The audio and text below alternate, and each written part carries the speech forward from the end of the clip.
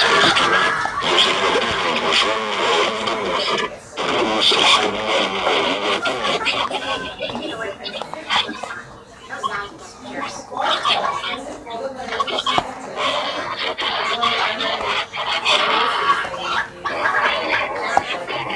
الثاني للخروج والاستعداد للاحتمال